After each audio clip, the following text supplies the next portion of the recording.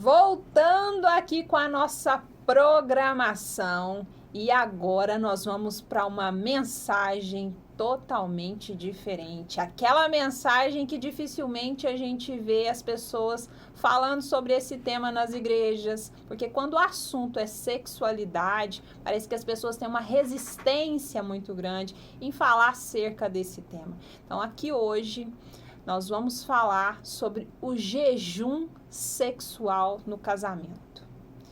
Como fazer? De que forma isso funciona? Então eu espero que esta mensagem de hoje ela possa despertar você de alguma forma, ela possa trazer clareza diante dessa proposta, desse tema. Nós estaremos aqui pautados à luz da palavra, da Bíblia, mas é claro que eu também vou agregar em cima disso aqui com o meu conhecimento da psicologia, que para quem já me conhece, né, eu sou psicóloga especialista em comportamento humano e também tenho formação em terapia sexual de casais. Por isso que é uma temática que, de certa forma, eu tenho autoridade para falar sobre ela, porque além de ter a formação, eu atendo vários casais no consultório.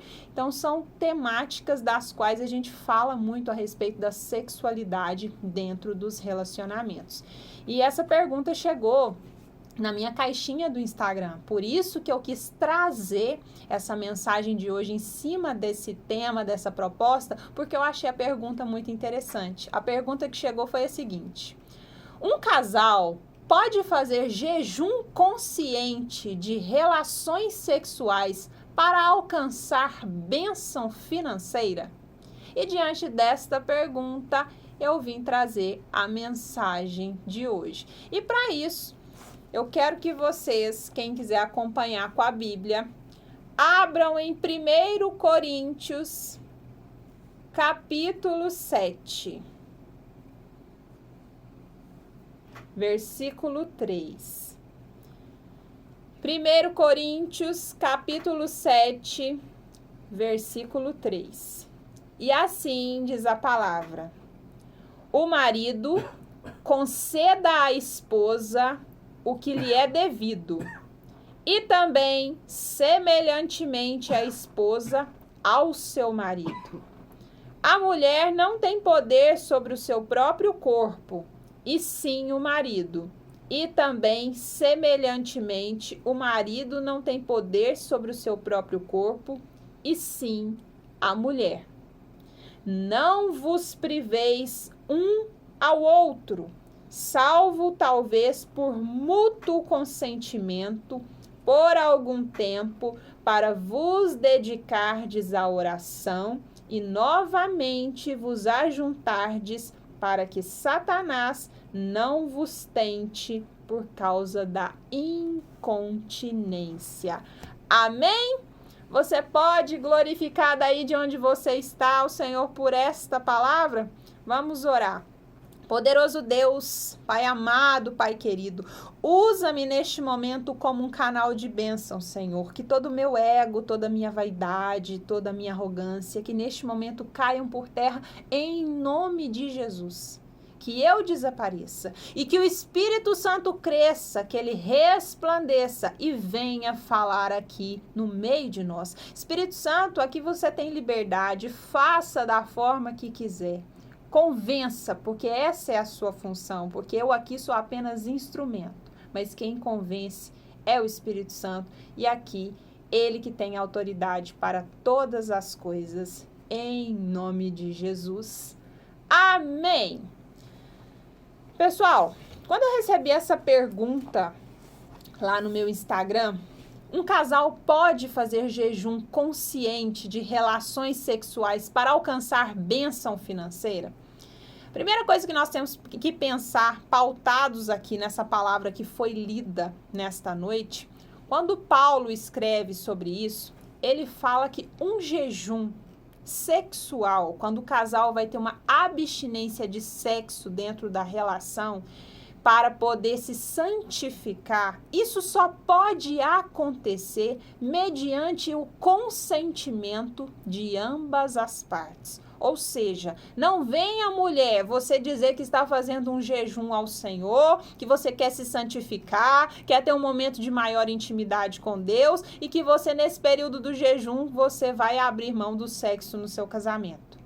Se isso não tiver o consentimento do seu marido, de nada adianta você estar fazendo esse jejum, porque ele só é válido a partir do consentimento de ambas as partes. E da mesma forma com o marido. Se o marido resolve fazer um jejum sexual, ele está ali no momento que ele quer maior comunhão, intimidade com o Espírito Santo, mas se não tem o consentimento da mulher, de nada adianta esse jejum.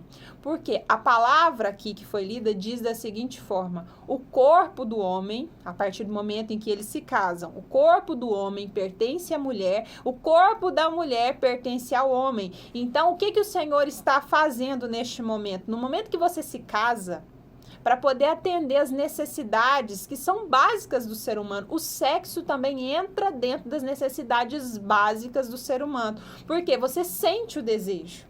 Você não controla isso, você sente esse desejo, assim como você sente fome, você sente sede. Então, vem o desejo sexual e no momento em que você se casa, o momento do ato sexual desse casal é um momento de aliança.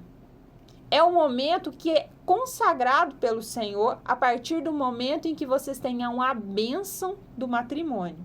Agora, se você vive isso fora do casamento, já é outra realidade. Aí você já está no pecado de fornicação, que não tem nada a ver com o que nós estamos falando aqui. Esse caso específico serve para jejum sexual de casais casados.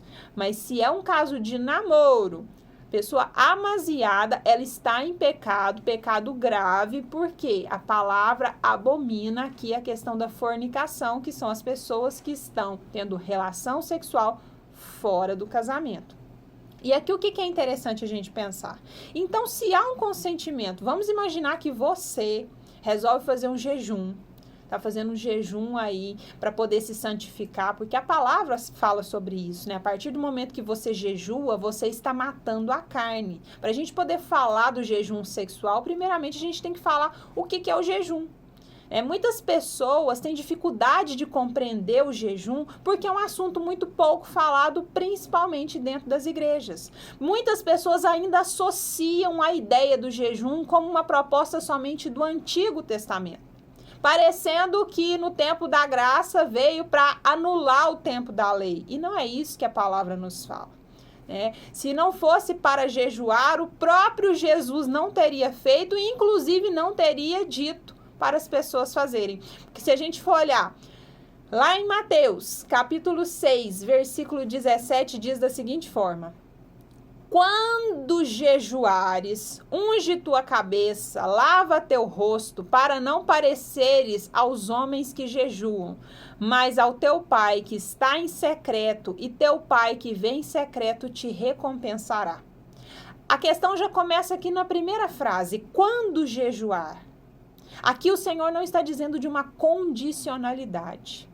Ele não está dizendo assim, olha, você vai ou não vai jejuar. Ele está dizendo quando fizer. Esse quando fizer já está afirmando que será necessário que nós jejuemos também. E algumas pessoas contestam, mas será que eu devo ou não fazer? Me dê um bom motivo, Fabiola, para o qual eu deveria fazer um jejum, se isso é uma prática que só foi cobrada mesmo lá no Antigo Testamento. Você quer um motivo maior para você jejuar se o próprio Jesus fez isso e ele fala que nós devemos copiar os seus comportamentos? Se Jesus jejuou, quem sou eu nessa história para não me sentir digno de ter que fazer isso? Porque o que é a proposta do jejum?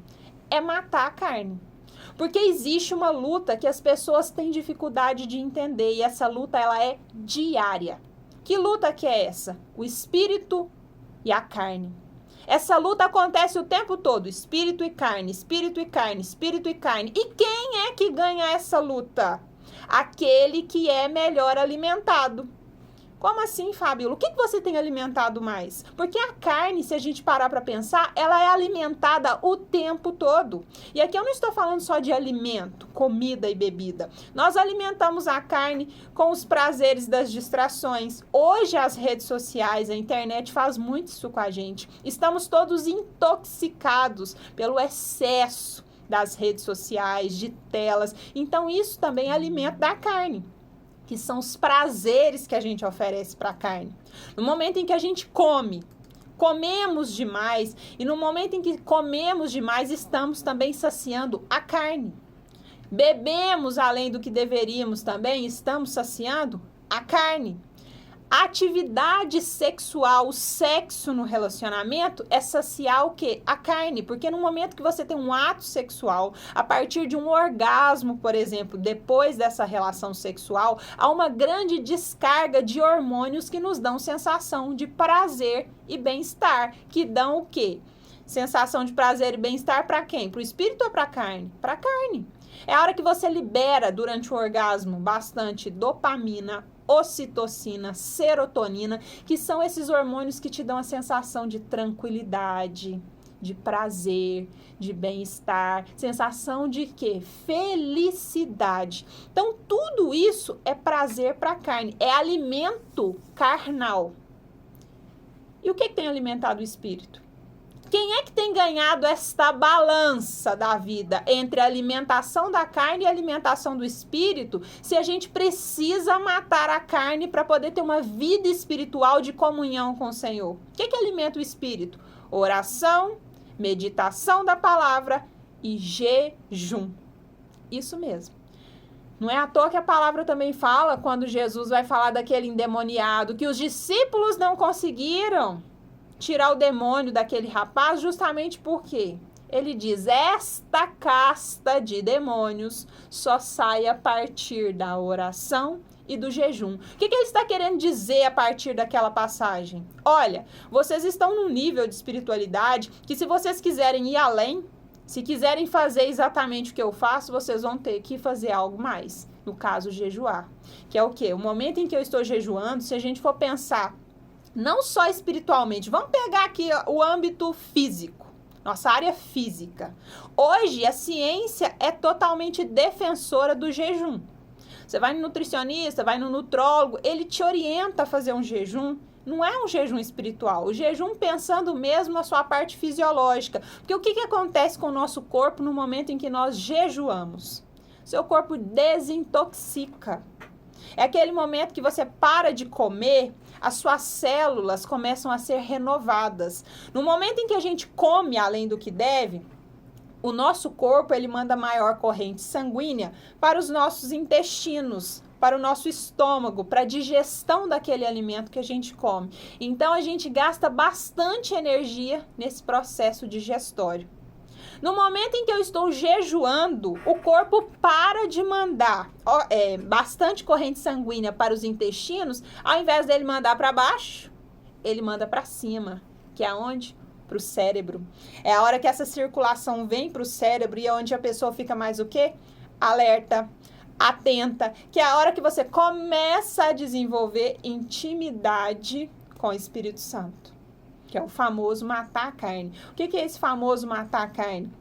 É a hora que eu estou ali em comunhão com o Senhor, que eu estou ali, diante da presença, eu estou purificando o meu corpo, não só o corpo físico, mas também o espiritual, porque eu estou mostrando para o meu corpo que mesmo eu sentindo fome, mesmo eu sentindo sede, mesmo eu reivindicando, tendo a vontade de ter os desejos sexuais ali atendidos, mas eu estou abrindo mão disso para estar num momento de santificação com o Senhor, para que Ele faça uma comunhão comigo, e é onde a palavra diz aqui, quando você faz isso em secreto, olha só, Mateus capítulo 6, versículo 17.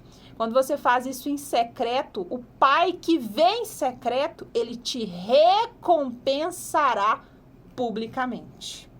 E aí as pessoas ainda querem afirmar que não, que jejum é uma coisa somente do Antigo Testamento. Jejue. Mas entenda, aí aqui agora eu também quero falar da questão psicológica e emocional. Presta atenção nisso aqui. Você que está num relacionamento, quer é o caso da pergunta dessa seguidora aqui.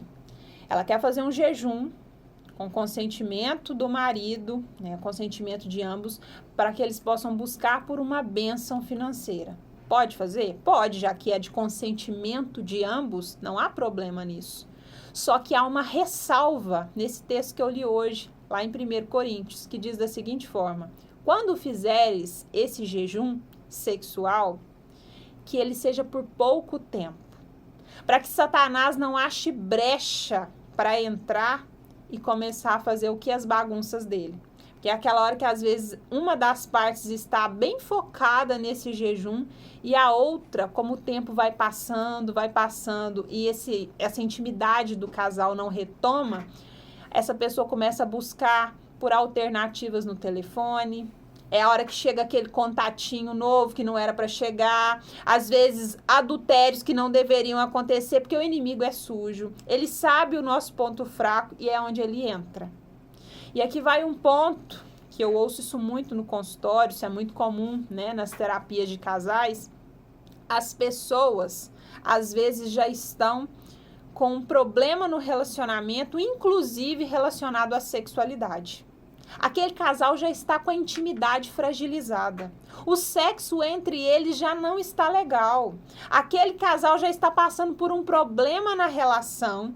E a intimidade do casal, gente, o sexo dentro de um relacionamento, ele é um tempero necessário para o relacionamento, porque o nosso dia a dia, ele já é tão desgastante. O dia a dia de um casal, então, que tem as responsabilidades de casa, questão de filhos, então o sexo, ele entra até mesmo como uma válvula de escape. Então, se esse casal já está com um problema no relacionamento sexual e ainda resolve fazer um jejum de sexo, muitas vezes você está dando um tiro no pé. Porque é a hora que o devorador entra com tudo. É a hora que ele entra para fazer a destruição necessária. Então, é a hora que você precisa ser uma pessoa muito sábia para fazer esses jejuns. Aqui eu não estou falando de jejum de um dia. Isso é muito tranquilo de fazer quando há consentimento das duas partes. É muito tranquilo de fazer isso dentro de um relacionamento de casal. Mas aqui, nós estamos pensando principalmente em pessoas que jejuam dias. Tem pessoas, eu conheço pessoas assim, que jejuam 40 dias, assim como Jesus fez, 30 dias, e essas pessoas querem ficar esse período todo sem ter essa intimidade do casal, sem ter esse momento. Então, isso aí vai acabar trazendo problemas futuros para essa relação. E de que forma esses problemas chegam no relacionamento? O relacionamento já estava fragilizado, o relacionamento já não tinha diálogo, a intimidade deles ali fragilizada, eles resolvem fazer um jejum tentando resolver um problema e eles acabam aumentando mais o problema, porque eles fizeram a coisa certa do jeito errado. Isso mesmo. Muitas vezes nós queremos fazer a coisa certa do jeito errado. O que seria a coisa certa? Jejuar. A palavra não diz, é preciso aqui de jejuar? Sim. Mas será que eu estou fazendo do jeito certo? Tem tantas formas da gente fazer esse jejum. Será que eu preciso de fazer esses jejuns longos? Nesses jejuns longos, eu preciso abrir mão dessa sexualidade? Ou então, se eu vou fazer jejum de um dia, conversou com seu parceiro, é do consentimento de ambos? Ok, mas vamos pensar também que o relacionamento, principalmente nesse caso aqui, quando ela fala, nós estamos querendo fazer um jejum por uma bênção financeira. Provavelmente, esse casal já está passando por prova. E quando entra problema financeiro dentro do relacionamento, a relação já desgasta por si só. Tem estudos hoje de algumas universidades do país apontando dados sobre isso, quando o tema é relacionamento de casal, que muitos divórcios no Brasil, inclusive, se dão a partir de problemas financeiros. Pessoas que estão se separando, se divorciando por causa de dívidas, por falta de assertividade, de lidar com o financeiro. Então, esse casal que está querendo uma bênção para o lado financeiro, eles já estão passando por um momento difícil e ainda vai tirar aquilo que é a fonte de prazer daquela relação, isso muitas vezes pode ser um grande risco, um grande perigo. Então, é aquela hora também que nós precisamos ter perto da gente os nossos líderes espirituais, o seu pastor para te orientar, tenha um terapeuta, um psicólogo para te direcionar diante de qual vai ser a forma mais assertiva de tomar algumas decisões, porque às vezes no desespero a gente toma decisões precipitadas. A palavra fala sobre isso. Os desejos do nosso coração são enganosos. Muitas vezes, diante do impulso, do desespero de resolver uma situação, principalmente quando é de dívida, a gente fala assim, não, eu vou fazer um sacrifício aqui muito grande para Deus me abençoar. Só que eu não vejo as coisas que estão por trás disso, as consequências dos meus atos diante disso. Então, fica aqui, né, essa reflexão para você, que pensa em jejuar, faça isso. A palavra fala que o Senhor te recompensa quando faz isso, mas quando fizer, que seja com consentimento do seu marido. E pense também, se quando for jejuns mais longos, se há a necessidade, porque isso é uma coisa que é combinada entre o casal, sempre é combinado, se há necessidade de você abrir mão desse sexo durante esses jejuns mais longos.